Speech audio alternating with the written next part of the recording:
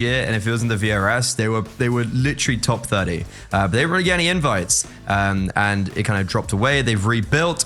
And he is playing phenomenally, Draken, specifically in this tournament as well. And that's why it's really exciting. Era and Draken are both having just a great event, simply put. So especially when we go on to this into this game, Alliance, like they made the grand finals last time by being some really heavy hitting names: Fnatic, BC Game, Ents, Monty. However, they need to see if they can get some revenge in a series where Draken outperformed Era last time around. Alliance are actually the highest rated team in Cup number 3, by the way, with a 1.15 rating across 11 maps. So it's also maximum sample size. That's very cool to see the level from the team across the board. As I said, both teams in some good form going up against each other. We should get a pretty high level game.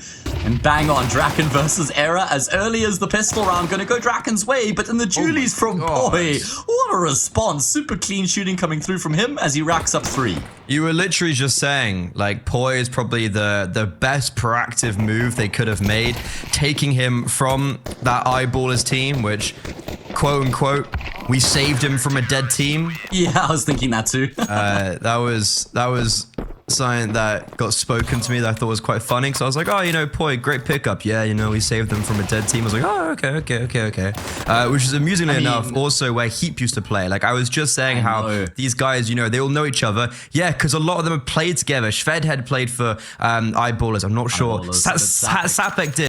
Like, this is literally Eyeballers' retirement home. I mean, and the thing is, these guys were cut from Eyeballers. Their poiii, it felt like more he was poached by Alliance from Eyeballers. These guys were like, with all due respect, like Eyeballers rejects, but they're actually, they've landed with their ass in the butter. It's what we say, right, in English. Yeah, they've clearly got some good things going for them here in Johnny Speeds.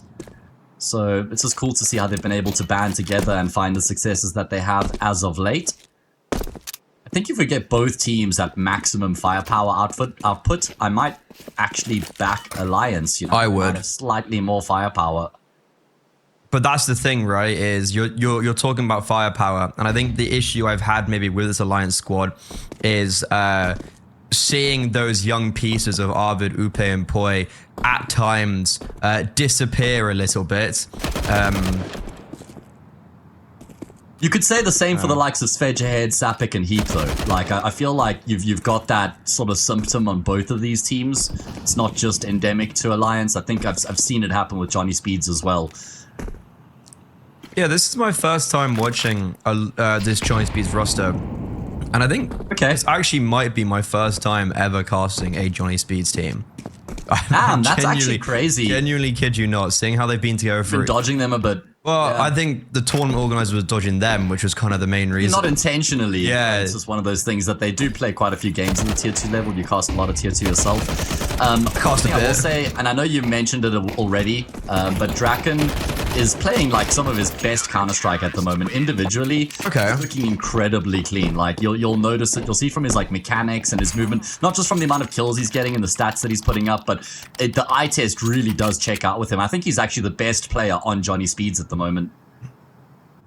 Yeah, when I was watching them, do you know when I would take a look at them last year, because obviously they were winning quite a lot of events in that like tier 3 space. Draken was putting up some silly numbers back then. So he obviously believes in this project. No AWP out for him. It's going to be on the rifle. And on their map pick, on the T side, they're going to try to get the ball rolling with a fast short take. A lot of utility coming in though to try and disrupt the CT side. They're going to ultimately exit this early conflict with a 2-man solid advantage. Yeah, I just love the way that they look to try and play on the front foot, take the fight to Johnny Speeds. It's a statement coming through from Alliance as they get both the opening kills and walk away with all 5 of their players intact. What do Johnny Speeds even do from here? I mean, all they've really got to show for the opening in the round is a player in towards Lowers. Lecro, well, I know it's Friday night. He's waiting outside the club. Gonna have to wait a while before he can go in. Doors aren't opened yet. It's only 7 o'clock, Freddy. Who goes to the club at 7?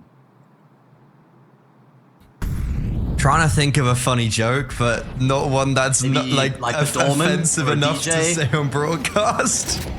Could say the doorman, you know, the the waiters. I actually went Yes, to maybe. a dance class, and it was like what the club was used during the day for it, and it was like, you know, when you're walking around, you're like, ah, so this is what it looks like.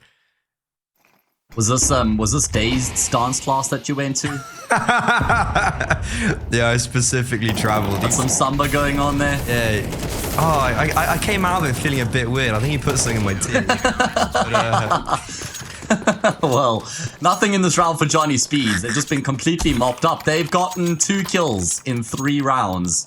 I'm not great at maths, but those numbers are easy to add up. 1 + 1. Yeah, nice and simple. 1, 2. Yeah, I got there all by myself. Well done. Aren't you proud? Yeah, thank you.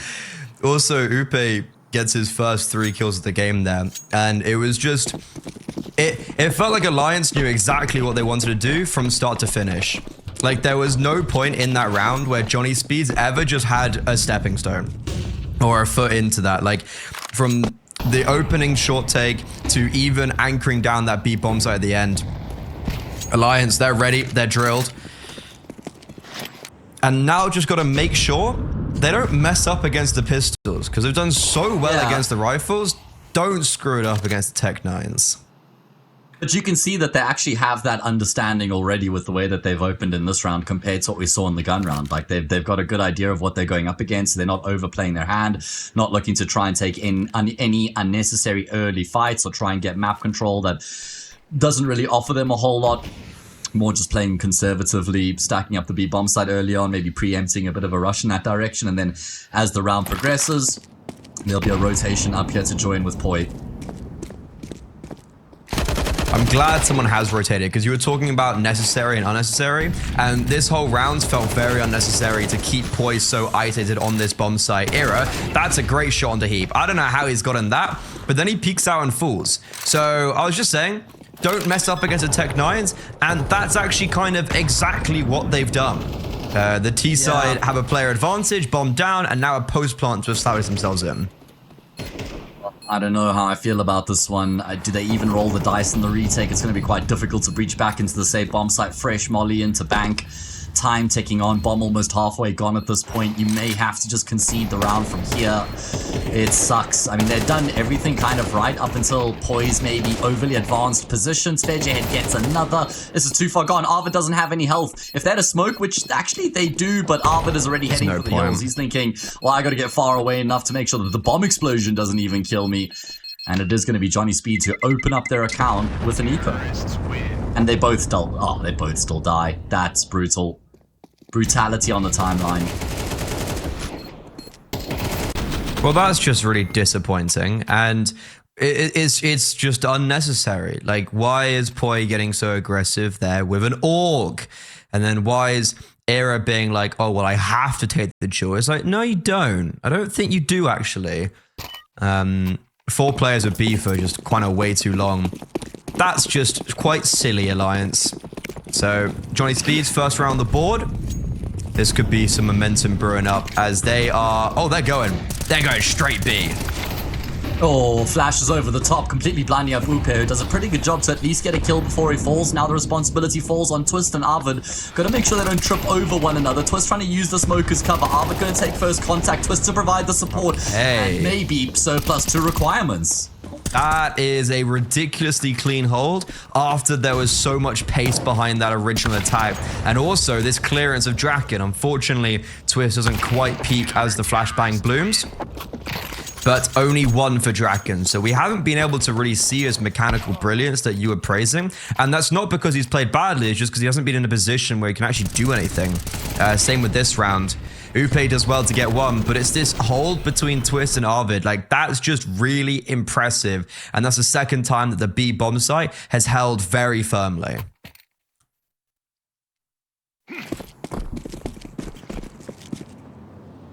Yeah, it actually is impressive. I don't even mind the call from Johnny Speeds all that much. I think it's enough option to attempt in that moment. Good time to bring that sort of change up to the table as well, but Alliance dealt with it really nicely. The way they were able to stabilize with Twist and Arvid in the back of the bomb site was really what provided that foundation for them. And now, just got to make sure they don't drop the ball against the pistols. Feel like we've been here before. There's also Pretty- yeah. Hello. It's great to have your company, man. Like I was solo casting earlier. I had to do 2 best of 3s by myself. One of them lasted nearly 4 hours. One of the 2 was like a 4-hour. Man, I could like drive to almost the other side of the country. Okay, that's a lie. South Africa's much bigger than that, but It's quite I could get pretty close to the beach in You casted 4 my hours boys. time. Kono. Yeah. R.I.P. I mean, they did get the win. They got the win, but they did make me want to pull my hair out a couple times. They're in another game right now, actually, as well. They're playing in. Who actually really impressed me on that team the most, I'd say, was Borup. Really? Yeah, I know, which I was surprised by as well. I almost wanted to call it the retirement home, but Borup was like, yeah, he's actually still he had a pretty strong, game. which was good to see. Oh, Burmilov didn't. Okay, so that's kind of so. Burmilov's normally like He looked shaky.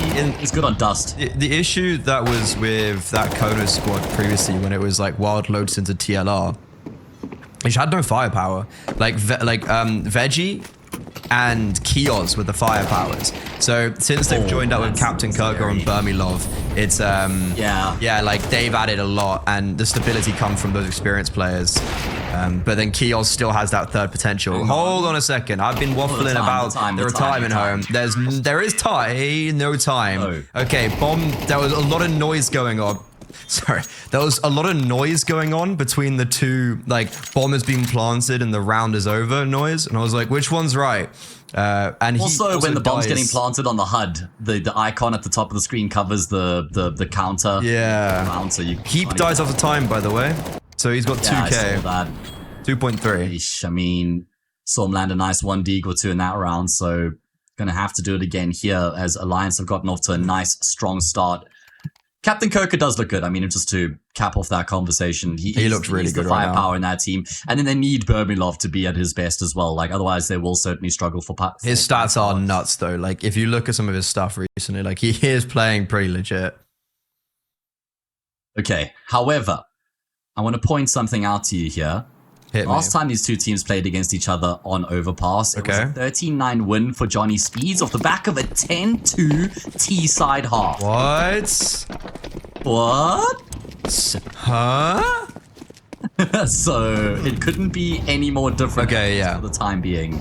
I mean, unfortunately, if we discount that like 1 Tech 9 round towards A, which I'm putting the blame on like poiii and Era, outside of that round, bro, Johnny Speeds It's flawless. Like Johnny Speeds haven't just had a chance, and Alliance, they're the ones who have looked mechanically really clean, really confident, aggressive CT sides. They've never allowed the T side to breathe, but it also feels like collected at the same time.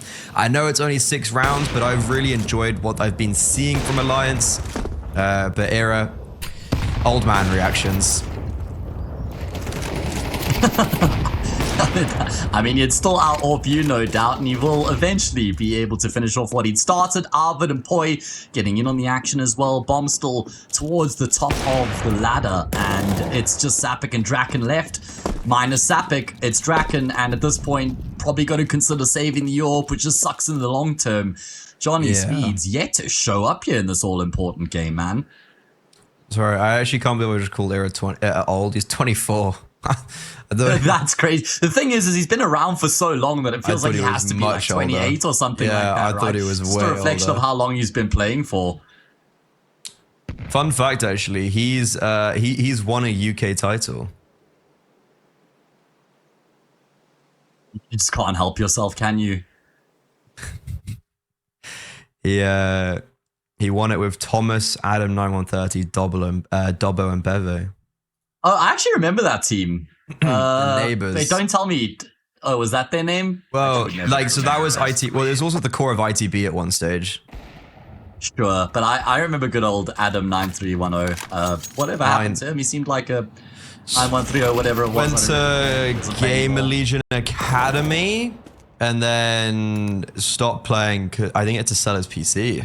Then there's some stuff happened. They were playing for EXO, like a UK squad. They got scammed. Yeah. I'm pretty sure they got scammed, even though EXO were literally had like a team at EWC for like Apex. But yeah, they didn't get paid. Lovely. I mean, Era used to play for Gamer Legion as well, right? Back in 20. Oh yeah, they would have played for Gamer Legion together, would they? Yeah, I think so. Would have been the last time Gamer Legion actually had a good AWP. Dobbo, Era, Rusty, Adam, and Zero. I'm a Rusty. God, that's a throwback. Do you say last time I had a good AWP? Yeah, I'm surprised it just went over your head. Yeah, that was, bro. Do you know what someone said actually really recent? You know, Unshark? It's like Gen 1, I think. Unshark, the French guy. Yeah, he like called out Maui and was like, I saw there's 3 about AWPers in like 3 months. And I was like, there's definitely bias because he's Kersey's mate. But I was like, he's got a point. Like 3 AWPers. He does, 4 but months, if you just like, watched Kersey playing the game, I mean, it's not like it was a systemic problem that he wasn't contributing with the AWP, mate. Like, he was missing shots that you have to hit. That can't be on the coach or the system at the end of the day. Yeah, how dare Ash not just like guide his hand? Yeah, it's like, I mean, I can understand there's definitely something, like some sort of a conversation to be had there, but ultimately his mechanics like weren't up to scratch, at least in my humble opinion, which doesn't mean all that much. Yeah, but he can out you. That's what you just said. Not Kersey, mate. Come on. I'm not even on my 200 ping. Okay. Anywho, we should probably. There is a game going on. It's almost like this is like the No Majors Club while the game's going on in the background and we're just having our own conversation. We're like a no major club from Wish. Temu, exactly. Yeah, 100%. Well, it's just because this game is like, I'm not gonna lie, Alliance is just. It's been better. flat. Like Alliance are just. Yeah, it's been flat. And then like the last round was just, oh, got 2 kills save or whatever. And it was like, okay. Could be here. Have a look at this boy on the front lines. Could get overwhelmed himself. That's and so nice. other do combine. Job's not done completely just yet. Oh, Draken, that looks very risque, relying on the no-scope. Boy is full of confidence. My God, 13 on the deagle. Might not be done just yet either. Well, he'll share the spoils with Era. That's a quad kill. Has he not gotten 3 quad kills on Overpass already? What, was there a pistol round? He got a quad kill? I need to check this out. Yeah, quickly. So minimum 2. There. You are on the money with something. He's gotten 3 quad kills. When was... Okay, pistol round was a triple. Sorry, triple in the pistol, quad in the anti-eco that followed. Oh, God. And a quad kill here as well. I love it as well how he just never reloads his rifle. Like, he's just going, screw it, deagle. And we're going for the triple boost. This is very Swedish and Overpass. Going for the cheeky little boosts. This one's to peer in towards middle and playground. Can you see playground from here? Let's see. You don't see this one all that often. This is I don't know if I've seen this one before. I know there's a lot of these like weird triple boosts you can do around Overpass. This one's new to me. Yeah, so you can see them if they come out mid and then playground, I suppose. I don't. You mean party?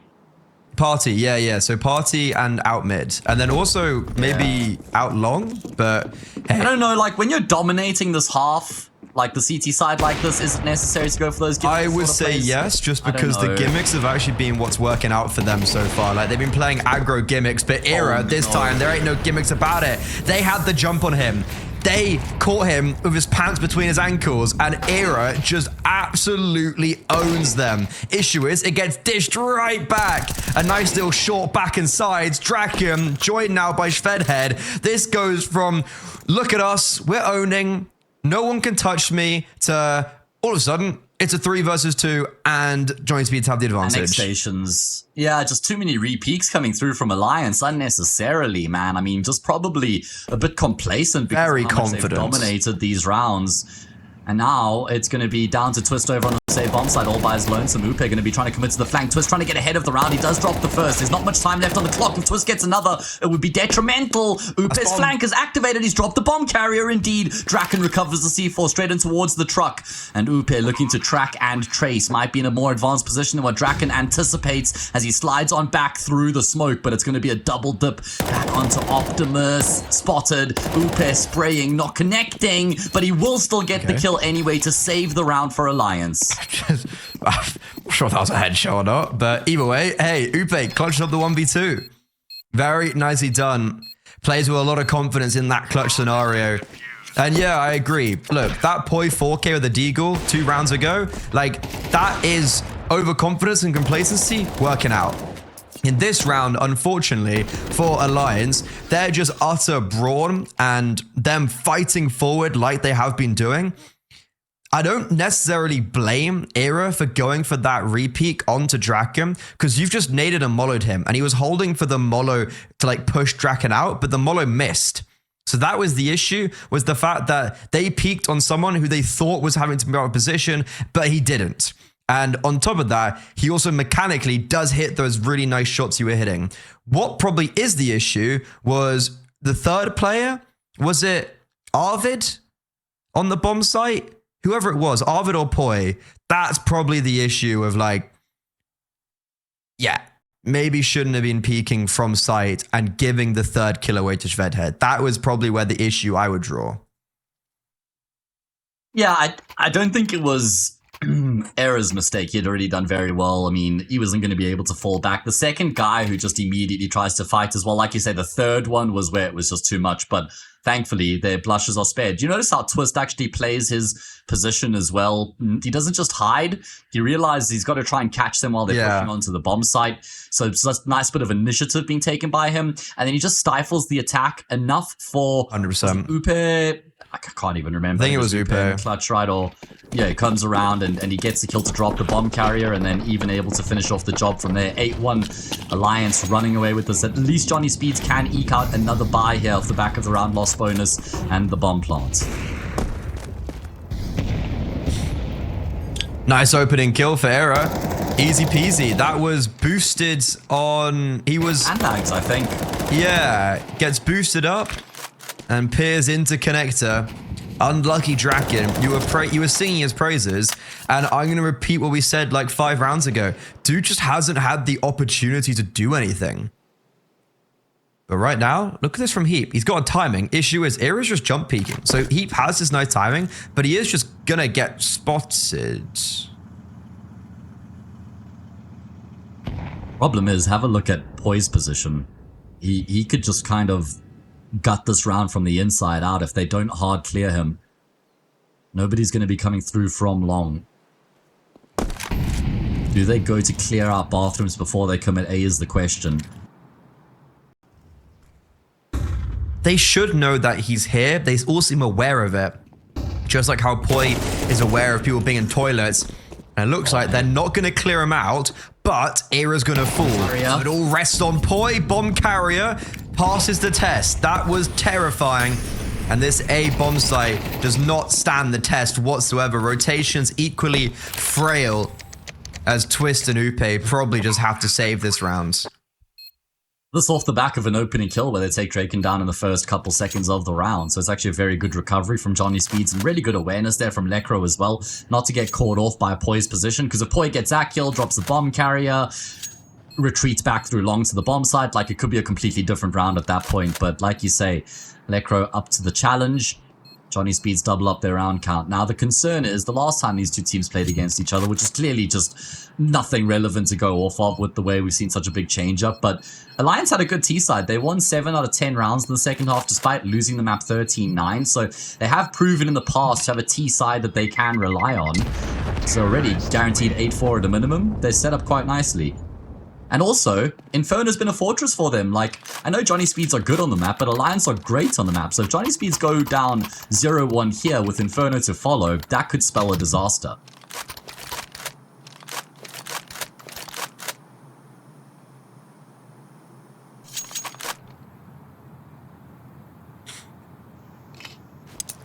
Does mean, though, that Johnny Speeds have to build on the success we've just witnessed. It can't be a round in isolation again. Which is what's happened before, right? Yeah. I think that was... Oh, they're going for it again. Okay, triple boost.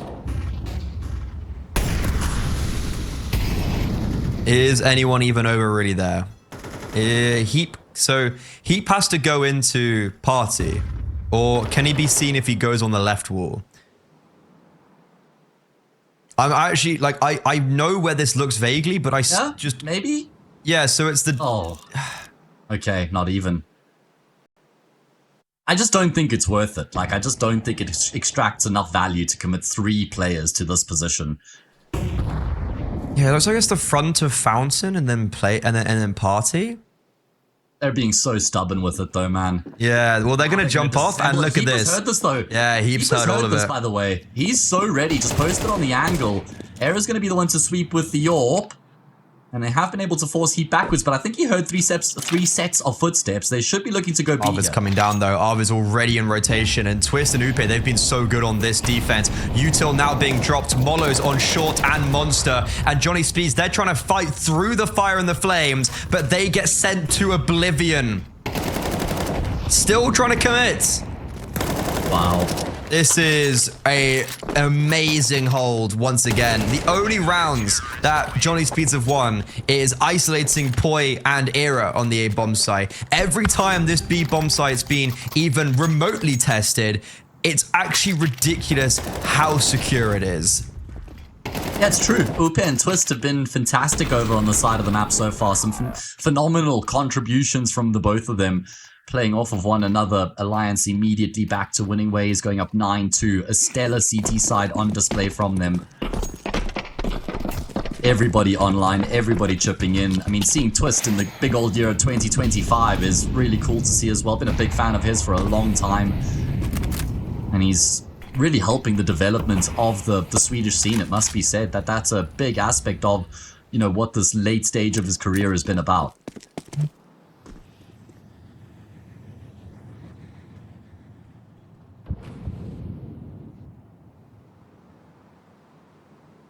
Boy, get out of there, son. Yeah, it's like he caught a glimpse and he's like, maybe if I just step out a bit further here. I think that's the Johnny Speeds thinking, okay, so going towards B isn't really working. Just want to go A again. And yeah, they do. Short is being retook, so good control from the city side, but they got to rotate and move with this fast. Era doesn't realize this, but there's a lot of players on the other side, and they've all heard him. They know he's here, and they're just waiting for him to peek in. Alongside that, the flank's being held, but the flank does not get held sustainably enough. Twist doubles down. Even though Era once again falls on this A bomb site, Arvid's on the site and has replaced his teammate. Twist is on fire right now. This AK, it's red on the trigger, and Letcro isn't going to expect that third A player. The defenders reign supreme. It was a 10-2 half for Johnny Speeds the first time around on Overpass, previously in this tournament. Now, it is going to be a 10-2 half.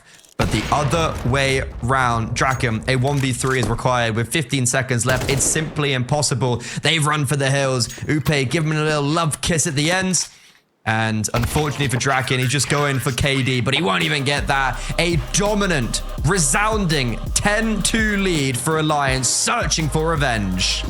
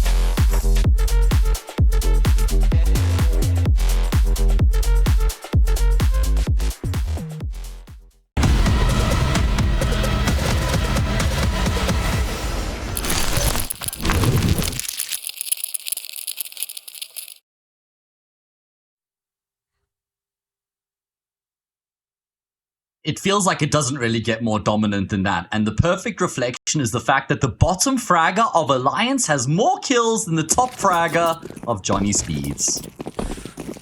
Oh. We didn't have to do him like that. No, I really did. I really, really did. I just did, didn't I? Oopsie. Oopsie daisies. And even though, as try as they might, that A bomb site, it loved to throw away opening kills and rounds. Johnny Speeds, they only went A twice. And yeah, they only went A like 4 times. When it was like, that's what's working out, man. Don't go B. But on the CT side now, Jesus. Draken thought he had a timing. Thought he maybe had his moment. Sapek not cleared. Sapek owns 2. Able to survive, get around the corner, but he takes another one with him on the fadeaway. That is ridiculous, and it's all because he gets overlooked. The Triangle of Death lives up to its namesake, and that's a 4K mimicking his counterpart of poiii, his ex-Eyeballer's teammate. Oh, what could have been had they just checked the other side of bathrooms when they walk through Divided. That's all it took. Just a little glance in that direction. By twist, he doesn't. That second shot into poiii is just gnarly there from Sapek. Just like a really good transfer of the crosshair. Just tapping him out. Like you say, walking away with a quad kill. Fantastic return. Great effort out of him. And now the full eco to follow. It's a long road back here for Johnny Speeds, but this is their map pick, and they have a solid CT side. So, I mean, if there ever was a CT side, you're going to be able to make a 10-2 comeback happen. Overpass is a pretty good map to do that, right? Maybe 100%. As well. I think that the CT side of Nuke might even have more going for it than the CT. I mean, the CT side of Overpass more than the CT side of Nuke. Not by much. Oh, of course. I think I prefer. I think it does. Yeah. Oh, I think right now it's not really being shown as much just because we're in a bit of a T-side meta, and that's just like in general, right? So every map's got less T-sided. But like if you think back to in Go, if you're on the T side, you got like 3 rounds in the half, you'd be like, nice, we got 3 rounds. Yeah, true. Yeah, and I think it's just taken some time to adjust. Like because of the T-side meta and because of the map being new, I think it's automatically not going to be as T-side as before, but in time, it's just going to get more and more defense orientated.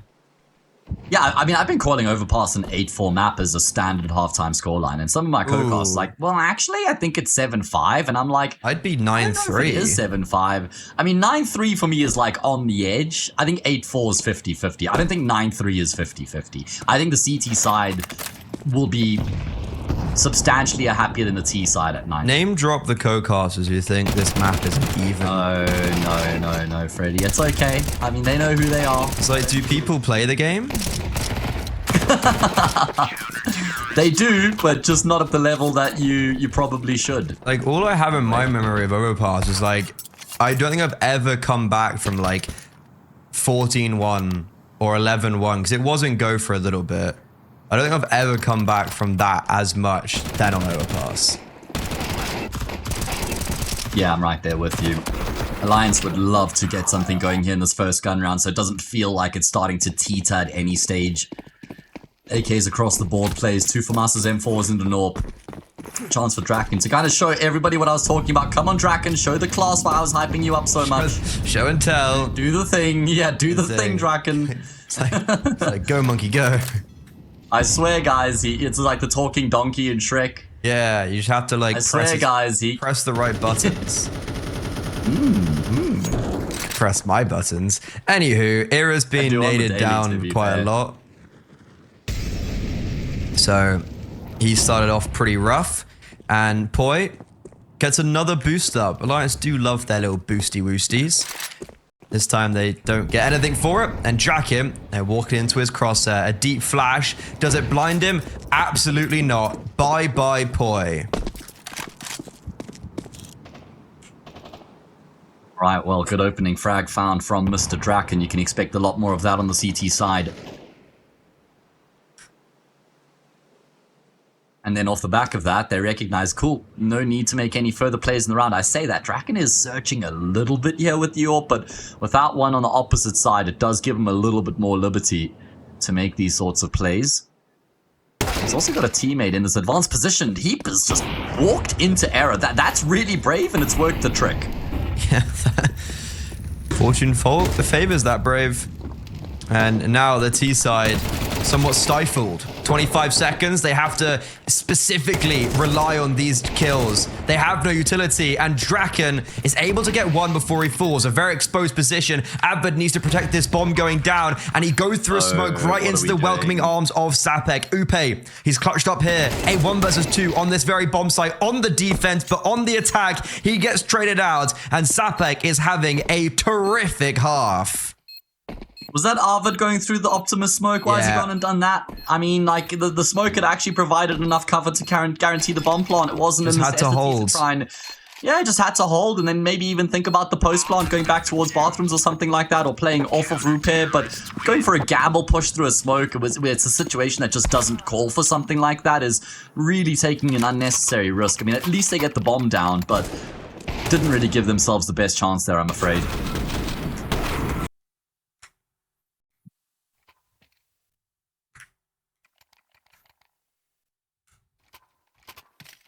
Okay, 10-5. All of a sudden, this looks a little bit more sizable.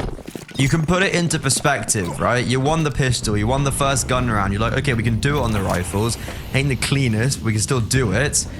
Win this anti-force buy, you're on 6. It's a 4-round game. And then that feels way easier to approach. Yeah, it feels like a lot more digestible at that point, right?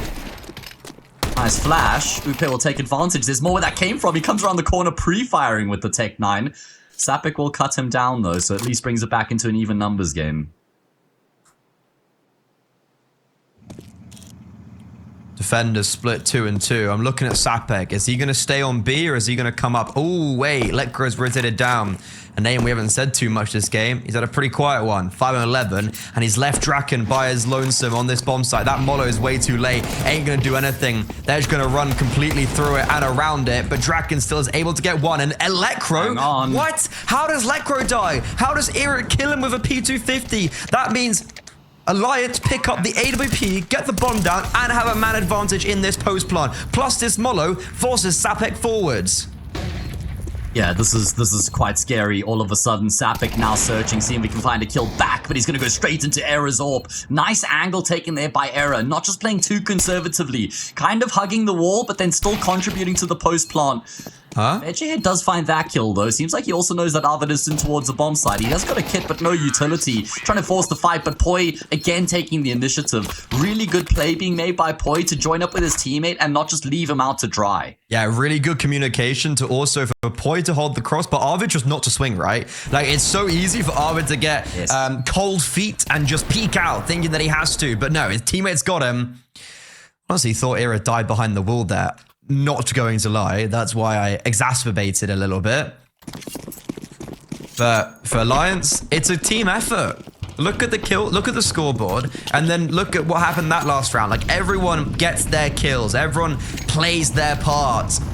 And Johnny Speeds, because of that, might be speed running a 0-2. And Revenge is a dish best served cold, but Sapek might have something to still say about this. Upgrades, attempts though, however, because Era, yeah, sure, that works. Walks through the short smoke and trades out his teammate. And because of that, actually holds on to that control on that part of the map. And has also drawn the focus in towards construction. Look at poiii. They want to commit 3 players to get the stack going. Boys, what is happening right now? They're trying to create enough space. Sapek. Eventually, they're going to be able to get it going, and it will net them a kill. There's a trade, and it's information for Johnny Speeds. Like you say, look at poiii. Poiii the boy in the back lines right now. He's in the bank, and he's looking to cash in. Top man. Easy pickings for him. Surely he doesn't whiff. He knows that 2 players are here, and he hasn't heard anyone rotating up. There's the first spotted, Lekro, look for and more. Heap is just out in the open. It's easy, it's clean, it's crisp. Double headshots being dished out, and Draken last alive. There is a rifle for him to pick up towards short, and I'm not sure if he's been heard just yet, but an AK collected. Molo, though, that's going to stop him, and that should allow for the bomb just to get planted. It's going to be planted for heaven as well. It's going to be really difficult here for Draken. It might even be a world where he's just better off saving, but he wants to roll the dice, yeah. Going to give him a chance, and he even just drops the smoke on towards the bomb immediately. He doesn't have a kit though, so time is of the essence. Twist and poiii on either side. It's a very difficult crossfire to break. And he's just going to get taken down, broken out by Twist. Very good work there from Alliance and from poiii in particular with that big backstab play. I love that he kind of recognizes that there's an opportunity for him, and he has the confidence to just commit forward to the push, right, and realize that maybe there's a gap he can exploit, and he absolutely does. I'm a little bit surprised at that, like, you know, because he's just taking all that space. I think he takes a lot of that control without really understanding that there was that 4-man lean towards B. So it's really just genuinely proactive from him. And then when he's so far forward that when his teammates get the information on B, he's already able to activate. So amazing from him. poiii the boy, I love it. That went hard. And it was almost as hard as he was on that round. 12-5. A 7-round lead, 7 map points to win out their opponent's map pick. And revenge is certainly the headline, as they got owned last time around on this map. They got slapped around. Well, in the first half, yes. Not so much in the second half. Not so much second half. I mean, the map ended 13-9. Yeah. Pretty impressive to fight back that much on your T side of Overpass, but this is the complete antithesis. But it's like this as well, though. This scoreline. If like Johnny Speeds gets 7, it's like, you know, may as well have been 13-2. 13-7, 13-2, it doesn't, you know. Yeah, I agree with you. And this is going to be their best chance to try and finish off the job as well. Playing against this broken by 4 upgraded pistols and a scout is all Johnny Speeds have to try and hold the line.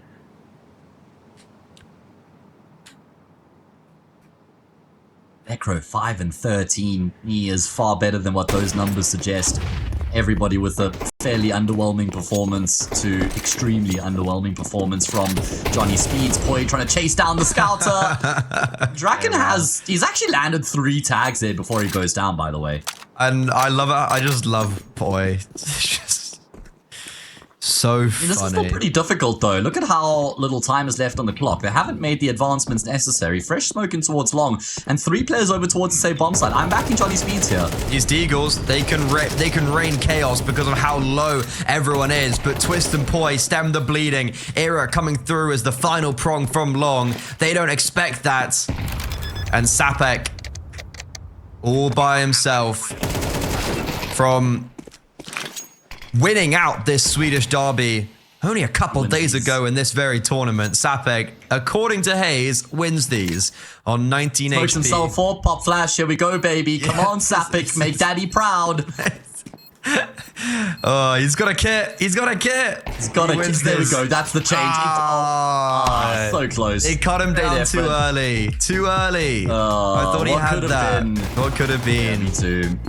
13-5. I mean, we go back through some of the highlights now to just show the prowess of Alliance here on Overpass. I mean, I spoke about how it is a fairly short turnaround between 2 teams in a rematch, and you've got... It's basically just don't get complacent and make your way into that consolidation final.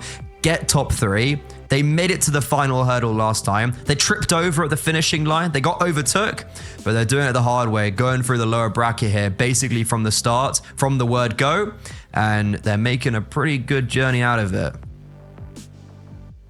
When you win this game, you go into the lower bracket final, where you play against the loser between ESC and Sangal. So Sangal.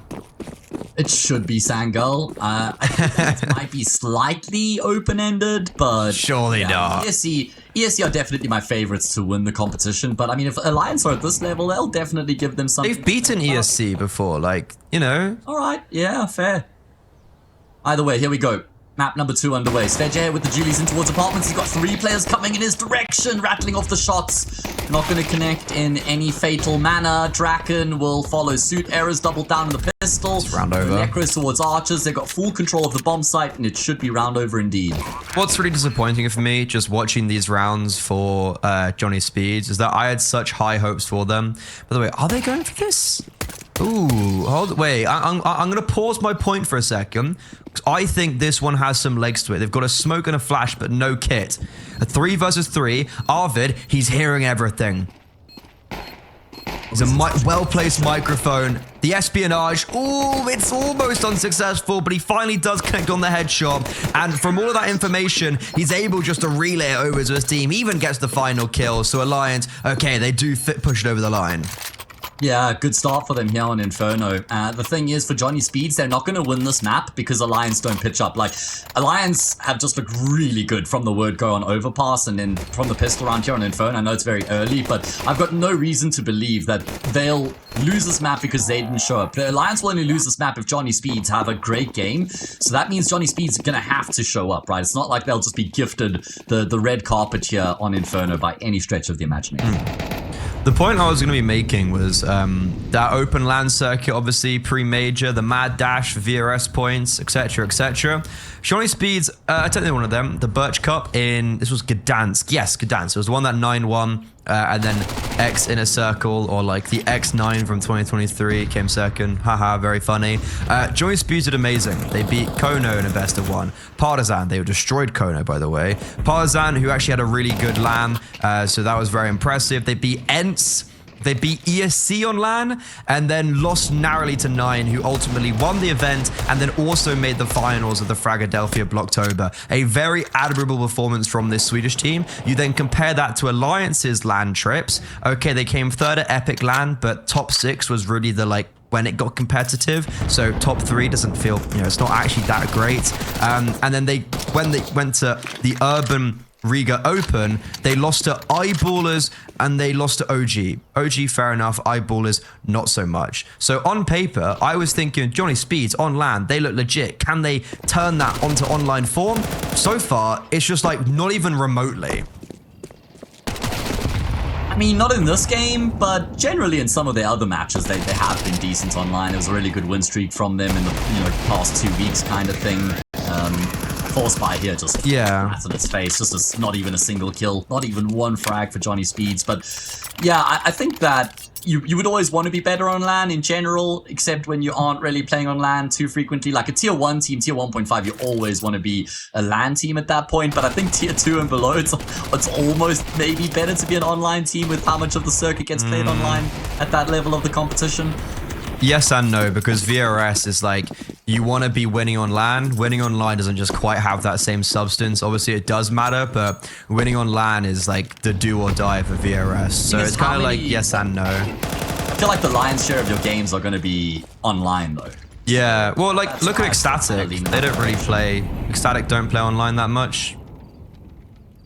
If you can get yourself in that position where you can turn down most of the online invitations, then that's ideal. But that is not everyone's there, obviously. Yeah, exactly. You kind of want to break into like the top 30 ideally for that, I think. Anyway, an anti-eco for Alliance should be an easy 3rd round added to their tally. Who's going to be the player to break the mold for Johnny Speeds on Inferno? That's my question, because as history suggests, Alliance have got this written all over it. But like you say, probably look at someone like Draken, Lekro as well, maybe the 2 experienced guys. Ooh. Yeah, it has to be Draken, right? I don't think it has to be. Something that I haven't mentioned really at all was actually my love for Heap. One of the Alonso brothers. I think there's 3 of them that play competitively Counter-Strike from his family. The others? Like they play in like Swedish scene. Only reason I know is because they took my elo. And I was playing with a Swedish guy and he explained to me. But Heat back in 2022 on like Dignitas and then subsequently Fnatic, I was so hot on him. I was thinking, like, I'd heard so many great things. His individual form was just really terrific, in my opinion. And then we're here almost 4 years later, and it's like, oh, he's actually gone down, if anything. And that individual form, I'm not really seeing it anymore, which is really disappointing. Like, they almost made the major on Dignitas with Holzerk and then, like, Freiburg, wasn't it, right? So he was this young gun, young buck, and now he's got that tenure, and I don't know, it kind of lost the flair a little bit for me right now. Yeah, he was touted as like the next big thing to come out of Sweden. Because he was great. He was so good. I know. I feel like his first bullet accuracy, his mechanics in general were always very exciting. Does feel like it's been underwhelming, and not just like in the past few months, but for a while, right? So, kind of does suck a little bit, I'm afraid. But not to say that that can't change. How old is he at this point?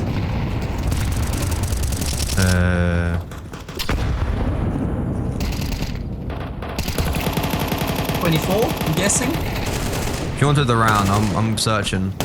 That's true, there's a round going on right now, and I'm just waiting on your response. It's Twist and 25. Arvid to find opening kills. Okay, not far from the mark there, but Alliance, they've been on the mark from the word go. My goodness, this is a devastating gun round coming through from them, playing on the front foot in towards Banana, finding the opening kills, and then they don't have to overcommit. However, the door has been closed in on them here by Svedjahed. Yeah. They seem to be aware of this possibility, though. Like, Upe and Twist are fixated on the flank. However, I've seen this many, many a time where players, they look like they're aware, and then it comes to bite at them. Regardless, though, because of Svedhead's positioning, it's allowed for two players, the remaining two players, to rotate towards B. Svedhead and activate. Upe gets caught off guard. Exactly what I was saying. Aware up until, well, the worst moment. Oh, Issue no. is, as soon as they realize that Svedhead is behind them, they probably know that those players are on the back of the bomb site, and then they get annihilated. I mean, Draken does miss a really important shot there as well, which certainly does prove to be costly, because if he gets that kill on the first player pushing through, it's a lot more difficult for Johnny Speeds at that point. But because he's able to get across, then the rest of the players flood on in, they start to just drop utility on him, and it just looks awful at that point. It's going to be another round going the way of Alliance, opening up 4-0, creeping closer and closer to that lower bracket final.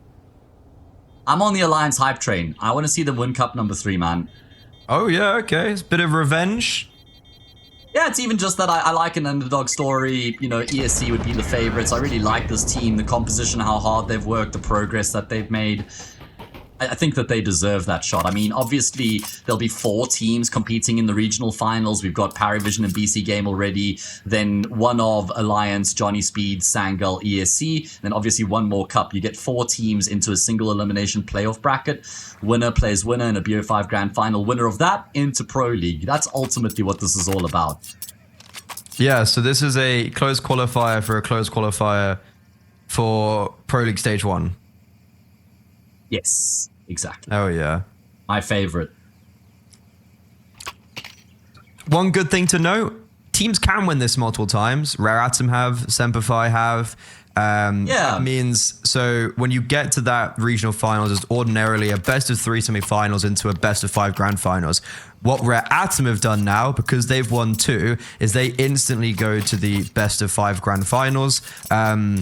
If you win 3, you get a map advantage in that best of 5. If you win all 4, you win, even have to play you just the finals, qualify. Yeah. Straight up get the spot, but that can't happen for any of the teams, I don't think, right? Like, there's at least more than one team, or Semperfi. What's Semperfi happened? Because I saw them, I swear they're winning everything. So they won Cup 3. They definitely are. But have they won Cups 1 and 2 as well? Yeah. So they've got a map advantage in that best of 5 at a minimum. If they win Cup 4, then they just straight up qualify, as we were saying. Force buy, no, not a force buy, just a half investment share from Johnny Speeds, and it's actually going alright for now.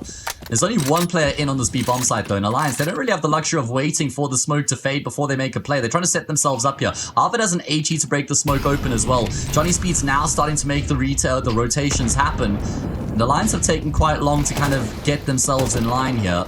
Spots out the player towards the back of the bomb site. How long can he hold on for? Not very long, apparently. So, he falls down. That means it's the advantage for Alliance. And in the blink of an eye, from a 4 versus 3, Svedhead is all by himself. Era tap of the bomb. It's like they know. Alliance, super duper aware. I think they might have seen Svedhead over the top of the smoke when Era jumped off the first oranges, but that's just so aware from Alliance. Even though they're playing from a man disadvantageous position, everyone hits their shots, everyone plays correctly, and they're just overperforming in this Swedish derby right now. Yeah, they absolutely are. I mean, it's not even a contest up until this point. It's been one-way traffic on the Swedish highway, and it's named after Alliance at this point. Again, poiii looking to try and play on the front foot in towards Banana, which has been a theme of these rounds so far. Looking to try and take that fight to Johnny Speeds. Incendiary will dissipate, and poiii will progress forward even further. He doesn't have any support. Neither does Sapik, though. So, been left with a big job on his shoulders. A lot of responsibility put on Mr. Sapik.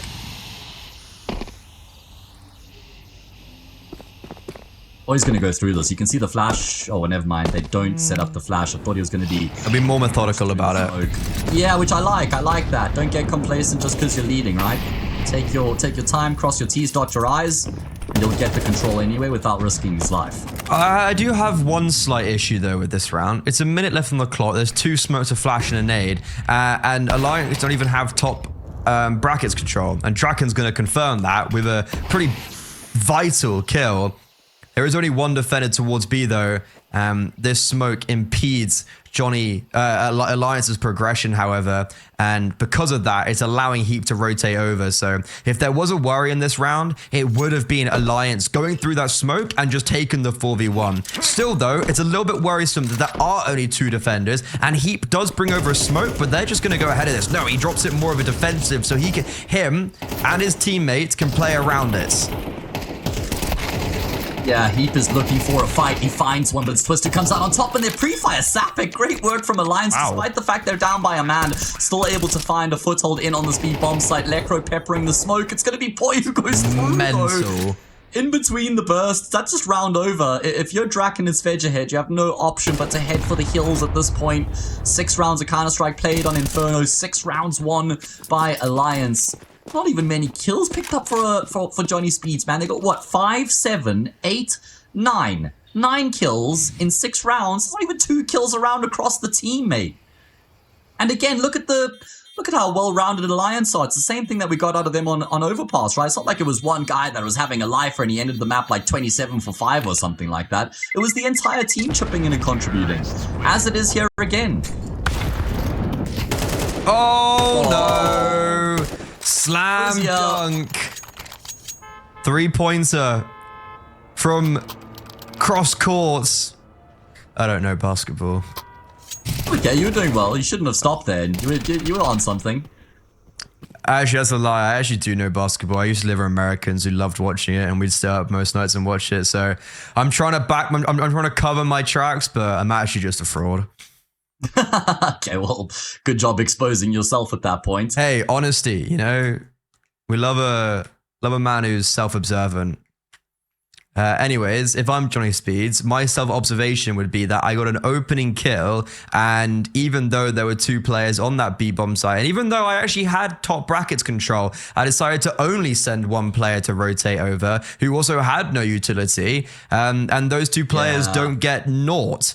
Plus, the AWP gets dropped at the end of the round, so they don't go for the retake, and they don't save into the next round. So, Johnny Speeds, this is rough.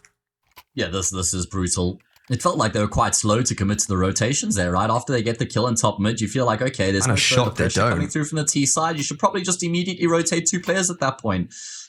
It's kind of predictable that the T side don't really have any other options besides just breaching through Banana into that B side. And it's been a big hallmark of Alliance's success. In fact, outside of the pistol, have they ended A in any of these rounds? No, it's just been the B execute simulator.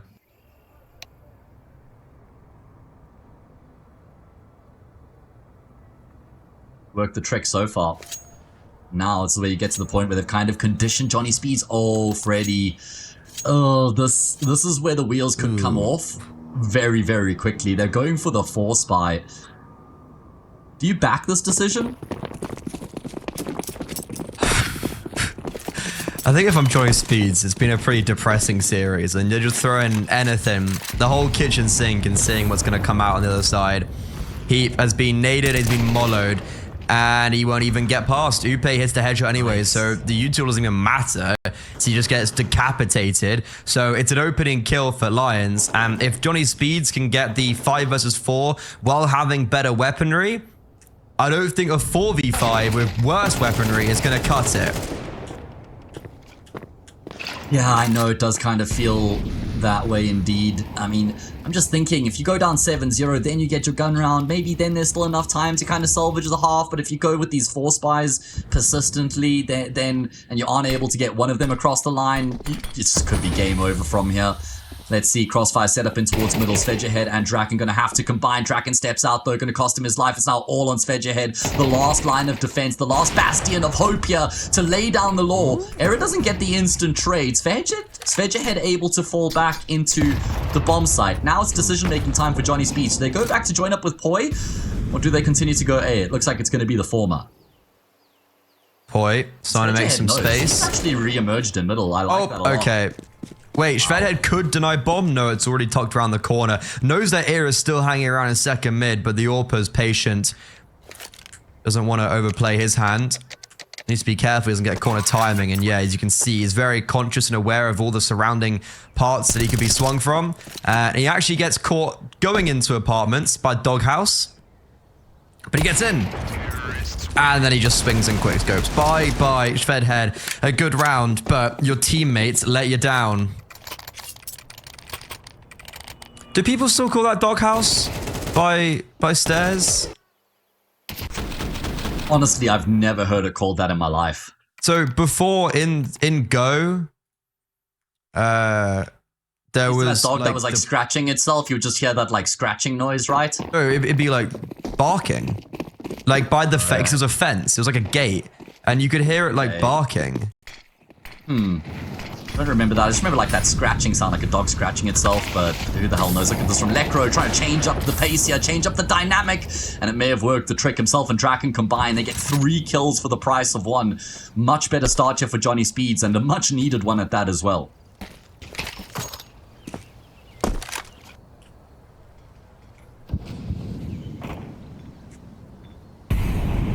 Okay, so Draken, he thought, what? Sorry, what? Yeah, okay. I was just going to say... This used to be a primary AWPer. So. Yeah, bro, Twist actually, he's slept on with how good he is individually, because he is the leader. And I think people sleep on how good he actually can be.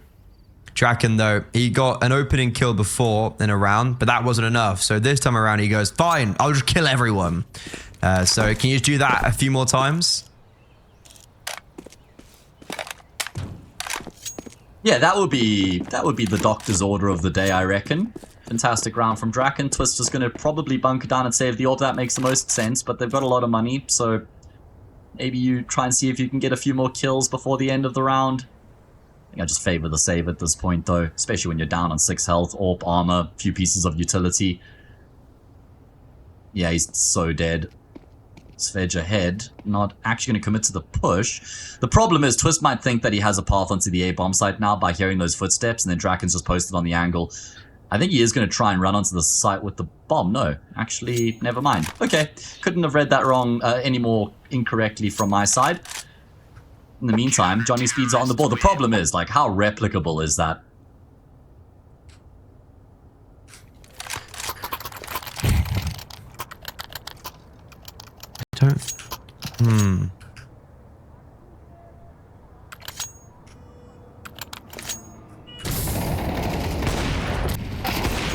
Thing is, like, you can't just run that strap back again and expect it to have the same sort of results. Like, it's certainly a one-off. Yeah, it's like a once a half kind of thing.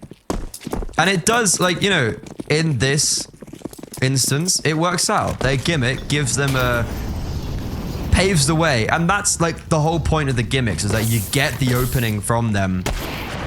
Draken, lucky to get around the corner and lucky to find the kill. poiii has been on fire, even though he's got 5 kills in this map individually. He's been on smoke.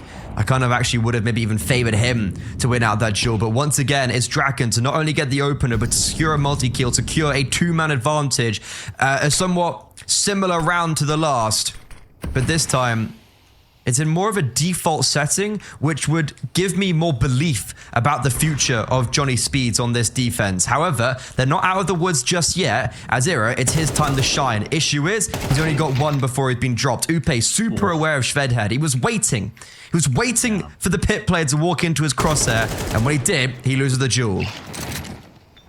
Harvard will get one back, but now they know exactly where he is, and Sapic's going to end up with the bomb and his guys as well. So this one's just about trying to inflict as much damage as possible, and it'll be Heap to finish off the job. Johnny Speeds string consecutive rounds together as they start the fight back, but there's a long road back from here. But the good news is that there is a road. They found the path. They were just out in the wilderness. They were lost. It was raining. It was getting dark. There was some like wolves howling in the distance. It seemed like it was so over for them, but they have found a path that could lead them back.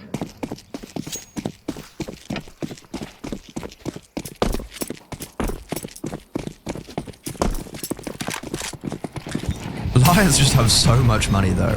It's actually kind of mental. The bank balance that they are able to fall back on.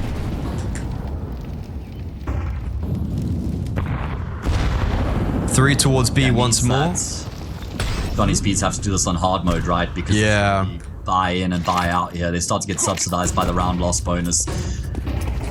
And I like this explosivity and towards top mid coming through from Johnny Speeds. Excuse me, from Alliance right now. Could catch Johnny Speeds off. Lekro does well to get a kill and then get out of dodge. Look at Sapek coming from Banana. Oh, caught in transition. Ira, this orb. Spots Draken going into underpass. They know he's here. He's trapped. If they kill him, they have a free and open B bomb site, and Arvid confirms his positioning and confirms the kill. B open for the taking, but instead of rushing willy-nilly, Alliance freeze.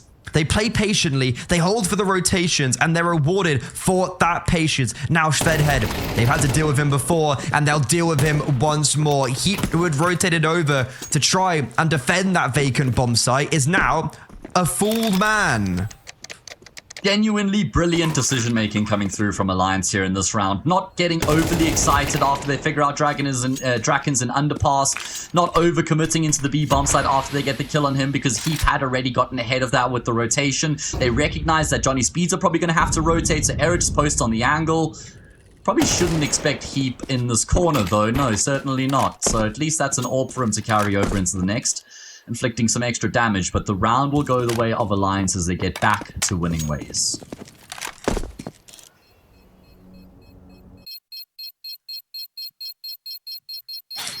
Is Heap going to survive? Yeah, he's good. Terrorists win. Okay, This isn't they're all going to good. overcommit here. Yeah. Ooh. Just flirting with it.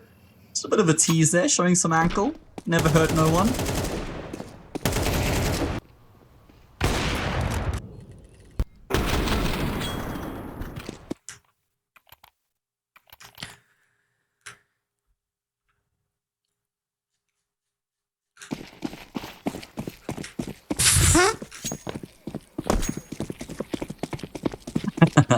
There we go, round number 11. At least Johnny Speeds are able to eke out all of the weapons that they would want. Look at this from Alliance though, it's relentless. So confident. poiii is the boss of Banana. Got fire pot as well. Just immune apparently. Somehow survives. So Sapek's the one to die, but Heap's the one that was low HP from the util. Issue is in the meantime, Upe's died on the extremity. So Johnny Speed, a lot of map control, and it forces Alliance to rethink their decisions. Push and pull mechanics being placed into this round for the city side. And Arvid, head spotted. Lekro, been a slow day in the office, but that's the advantage his team needs. And now, Alliance, they have to go towards B, but the rotation is here to support Heap. Yeah, Heap is also in a good position to at least get a kill before he goes down. You don't mind just trading your way to the finish line if you're Johnny Speeds. And there we go, Heap able to get a kill and then drop off the ledge as well. This one should be cooked, I'm afraid. Bomb plants at a minimum, a bit of extra pocket change going into the next round, but there shouldn't be any feasible way to win it from here. I've seen Era do despicable things. The AWP's holding him CT, so if he peeks out of triple once more, he's a dead man walking. Holding for this double swing. Heap and Shvedhead playing together. Lekro coming up from Banana. Time's ticking. Oh, there are kits. Collateral. But Era.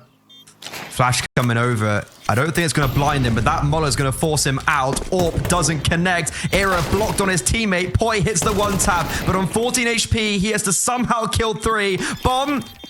Oh my god, is there enough time? No way! They didn't get to it! And they're all gonna go down with the ship. Draken survives with the orb, but Alliance, they pull defeat out of the hat. How have they won that? They've snatched victory from the jaws of defeat there. I have no idea. I mean, Johnny Speeds have just taken too long to set themselves up on this retake. They were waiting for the molly to come through from the banana play, and it works the trick. It does exactly what they were hoping it would. That was a 4 versus 2, though. A lot of respect being offered up there. Too much time being taken by Johnny Speeds, and that must just be a back-breaking round, right? I mean, if that had happened in the first map really early on in the series, you probably can overcome something like that. But when you lose map 1 13-5, you're so far behind in map number 2 in a really important game against your local regional rivals, that could completely shatter Johnny Speeds, man. I think there's so much competition right now in Sweden as of who's the best team, because all of a sudden eyeballs are starting to play really legit CS, right? Like it genuinely is competitive, and then you have this head-to-head. And even though Johnny Speeds may have come out on top previously in this tournament, it's Alliance who are doing it in the most important of times. Metasport as well, where Male 09's gone. That forces a Johnny Speeds rebuild. But a 10-2 heroic, the Swedish team, I mean, as well. is that like, it doesn't count, right? Because it's like, that's just better. Like, they're just, you know, they are obviously better. So it's just an international team as well. Like, you can't count that, I don't think, as like a Swedish team. No. Either way, Svedgehead going back to apartments. Caught off guard again. He's going to get caught off. Yeah. A bit of a problem for him, a reoccurring one. Johnny Speeds, though, what's been a problem for them is this B bomb side has been hemorrhaging throughout the half. Draken's rotating over. It's a 3 versus 4. CT smoke. A little bit late. Draken, though, can't assist. Lekro only good for 1. A marvelous double entry from poiii, and he's just going forward. Okay, thinks better of it. But if Johnny Speeds can't do a 4 versus 2 retake, I'm not feeling very confident about this 2 versus 2. They have to find a way to make it work. It's non-negotiable. They can't afford to suffer back-to-back 10-2 halves on Overpass and now into Inferno. poiii trying to use the smoke that was thrown by the CT side against them. Draken takes the attention. Era and poiii take their lives, and with that, Alliance go up 10-2 again.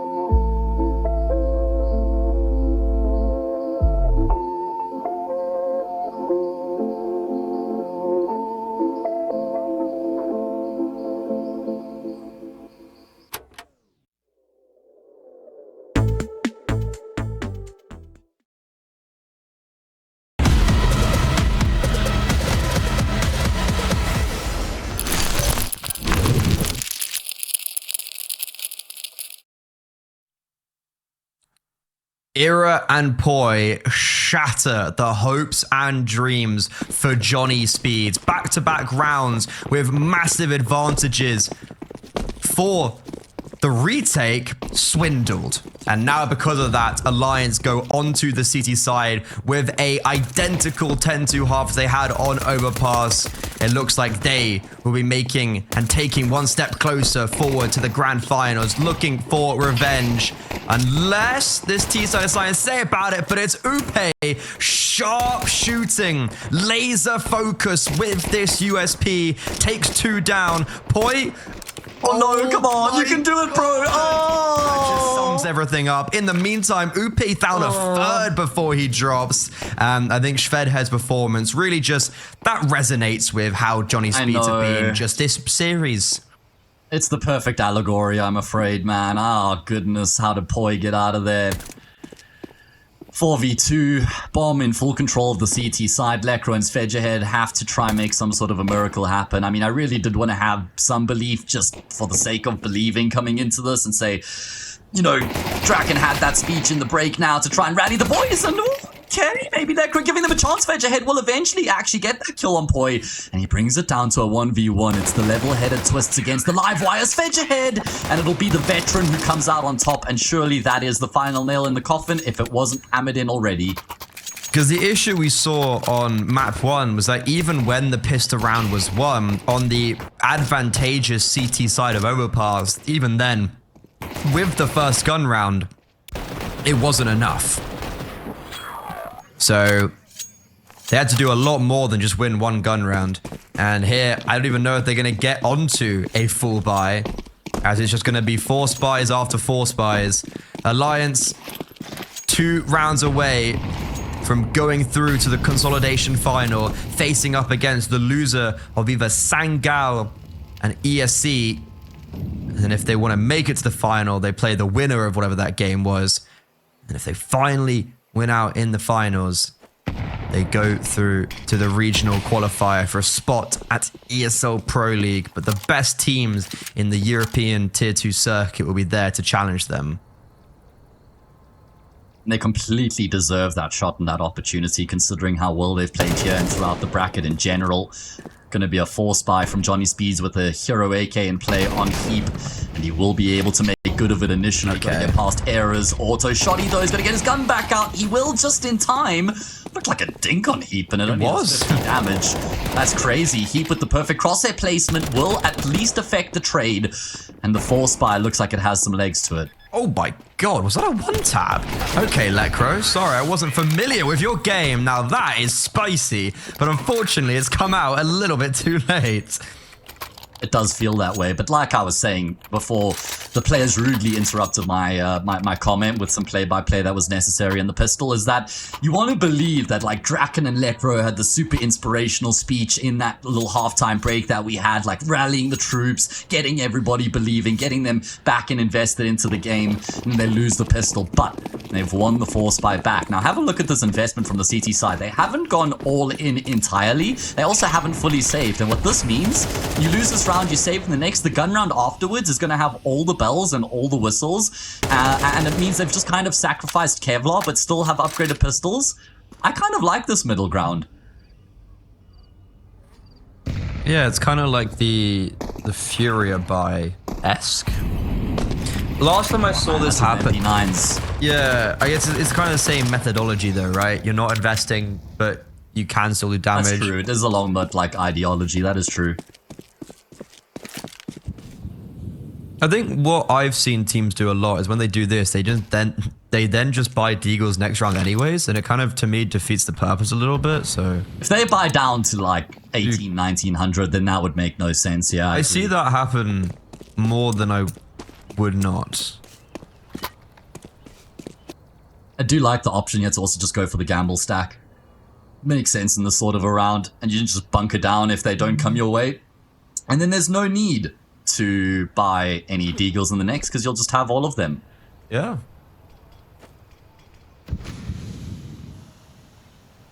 Nine rounds it would be in a row if Johnny Speeds wanted to even up the scoreline consecutively. They've already got 1. They're about to have a second, so It's only seven. What reason it's do only we seven in a have to row. believe outside like pure delusion?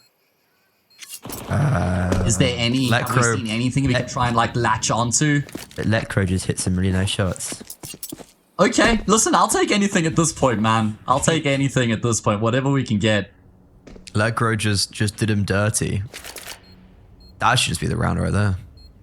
Gonna have to do a lot more than that. I mean, this is gonna be nice and easy. Johnny Speeds will get a fourth. Fifth should be ripe for the taking as well. Unicorn round.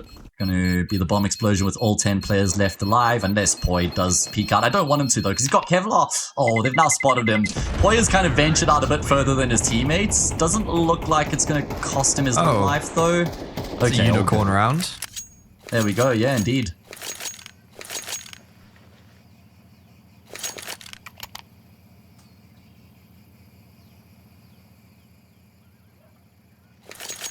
See, where do they keep their finances now? Surely you just hang around this level. They shouldn't be buying up much more than what they've got already.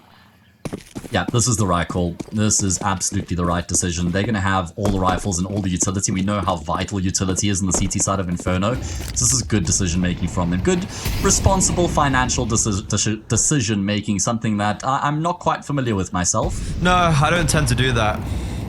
Also, Alliance are not competing in Cup 4.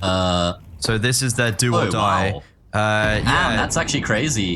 sorry, just as that. Yeah, Johnny Speeds will be. Okay, at least. Yeah, it feels like it seems like evidently a lot of teams have turned it down from the people that have been invited. Like it's gone down to the kind of top 80, top 75 of Europe VRS. So a lot of people have Send me said a no link to to that one, please. Yeah, Drop me get a one. link. 9 Boom Pro are going. Anyways, though, hold on a second. Hero's just got a nade kill. 3 kills over towards this B bomb site. It's a 3 versus 2 retake. No kit and only armor on Era. Bombs not even being planted yet, bear in mind. And there's rifles to be collected. Upe and Arvid are coming from the flank.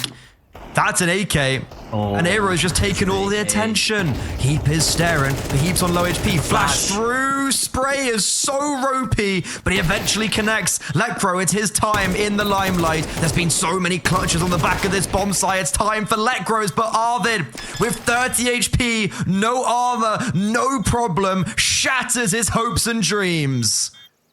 That is brutality on the timeline from Alliance. I mean, what a way to get themselves up to map and series points against all odds on an eco round nonetheless. Great Deegs landed the nade kill from Era. Flash was perfect. It had to be, right, with how woofy that spray was there from Arvid. Thankfully, it was like a full 4-second flashbang there that had blinded the player up. We're going to show it again here. Kill comes through. Great attempt from Lekra. I actually was watching that thinking he's going to get that last kill as well, but denied. And now they need 8 in a row to force overtime. Good luck. You're not going to have fun.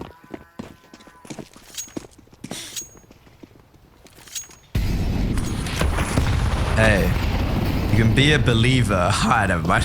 Sorry.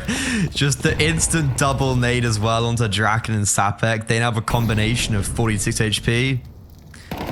See, I can do maths. Yeah, this is a rough one. Letcrow, he's hit some nice shots on this T side. But unfortunately, I think it's really going to matter. Yeah, it feels like Alliance should be able to trip over the finish line from here, honestly.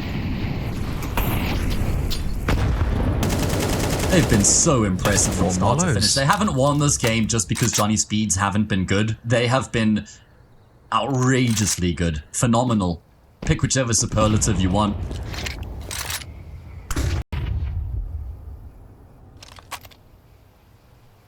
They're going to go towards A as well. Johnny Speeds. And guess what? Even though Alliance don't even necessarily have the information, they've got 4 players here. Era's rotated with the AWP. He's posted on long. Sapek is going to be moving over towards B, and he is. He's got a Mollo though, so like I don't really know what he can do. And Arvid's just spotted Fed head. The smokes have come in. The execute's going to come through. There's 30 seconds. There's only 2 flashbangs, 2 molos. Era is going to get smoked off. They're wrapping around long, but there's no pressure towards short. So these A defenders can just stand and fire upon them as they come around the corner. Now, the low HP players from the very beginning are just walking to their grave. An utter domination on both Overpass and Inferno. That is a ridiculous result for Alliance, who previously lost to Johnny Speeds in the upper brackets. Yeah, what a way to get revenge over them, right? And last time they played against each other on Inferno, it was 13-4 as well, off the back of, again, a 10-2 half. They emulated that here today when it mattered.